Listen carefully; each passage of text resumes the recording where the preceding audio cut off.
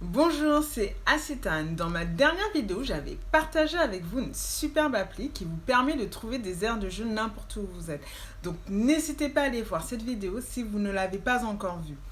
Aujourd'hui, dans cette nouvelle vidéo, je vais vous donner quelques idées de jeux qui peuvent être super sympas à faire avec vos enfants dans les parcs et les jardins et qui peuvent venir en complément des jeux qui sont dans les aires de jeu. Alors, juste avant de rentrer dans le cœur du sujet, n'hésitez pas à mettre un pouce vers le haut pour soutenir la chaîne et de vous abonner si ce n'est pas déjà fait.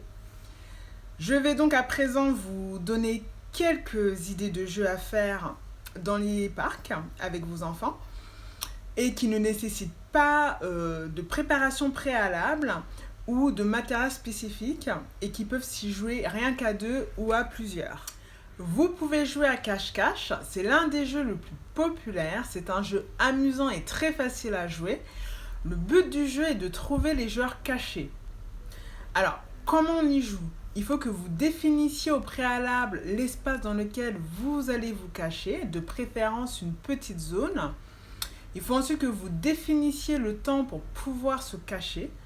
Vous pouvez par exemple compter jusqu'à 20. Il faudra ensuite désigner le chercheur. Une fois que tout cela est fait, le chercheur devra se mettre contre un mur ou un tronc d'arbre, se cacher les yeux et compter jusqu'à 20. Pendant ce temps-là, les autres joueurs doivent aller se cacher dans la zone de jeu qui a été décidée. Lorsque le décompte est terminé, le chercheur doit essayer de trouver les autres joueurs. Donc voilà pour ce qui est du jeu cache-cache. Vous pouvez également jouer à 1, 2, 3 soleil. Le but du jeu est d'arriver à avancer jusqu'au mur sans se faire voir par le meneur de jeu. Donc comment on y joue? Il faut d'abord désigner le meneur de jeu qui va aller se placer debout face à un mur. Pendant ce temps-là, les autres joueurs doivent tous se placer derrière le meneur de jeu sur la même ligne à quelques mètres du mur. Une fois que tout le monde est prêt, le meneur qui est face au mur commence le jeu en disant à haute voix 1, 2, 3. Les autres joueurs avancent, mais quand il dit soleil et se retourne, les autres joueurs doivent être tous à l'arrêt. Si l'un d'entre eux bouge ou perd l'équilibre, le meneur le désigne et le joueur doit retourner à la ligne de départ. Le jeu continue jusqu'à ce qu'un joueur arrive à toucher le mur sans se faire repérer par le meneur de jeu. Quand un joueur touche le mur, il gagne et devient donc le nouveau meneur de jeu et une nouvelle partie peut commencer. Vous pouvez aussi jouer à la statue musicale, c'est un très bon jeu pour faire travailler la concentration. Ce jeu est super simple, vous avez juste besoin de votre téléphone portable que généralement tout le monde a sur soi pour pouvoir mettre de la musique. Le but du jeu est de faire la statue lorsque la musique est en pause. Alors, comment joue-t-on à ce jeu? Il suffit de lancer une musique, vous demandez aux enfants de danser, puis quand la musique s'arrête, tous les enfants doivent se figer immédiatement et maintenir cette position jusqu'à ce que la musique reprenne. Les enfants qui ne respectent pas les consignes ou qui bougent sont éliminés. N'hésitez pas à encourager les enfants à faire la statue dans des poses amusantes ou avec des grimaces et pensez à prendre des photos de ces drôles de poses. Vous pouvez aussi jouer à Jacadie.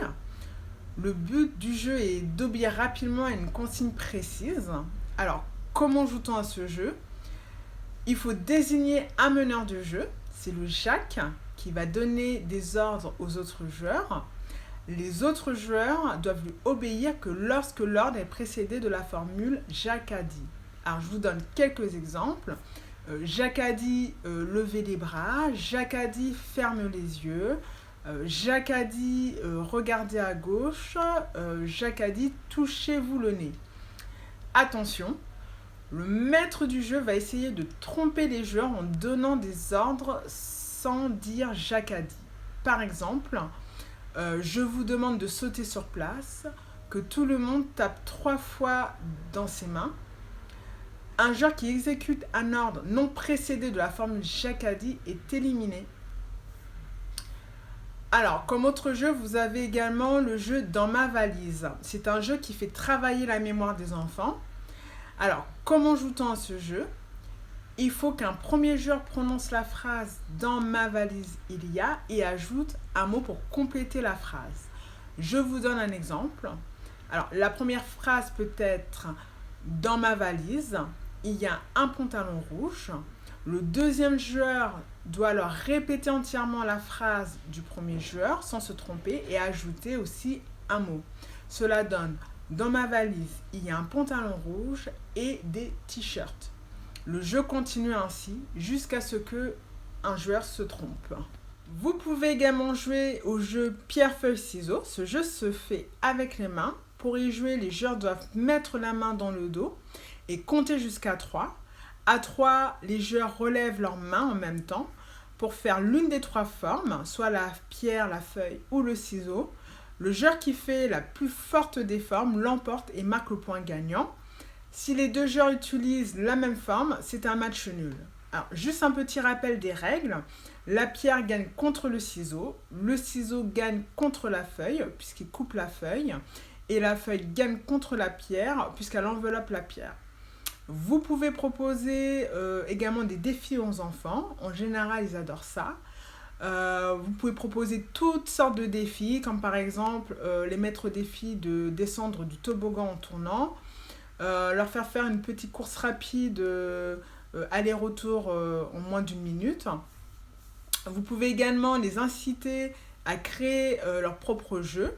Cela leur permet de travailler leur imagination et créativité.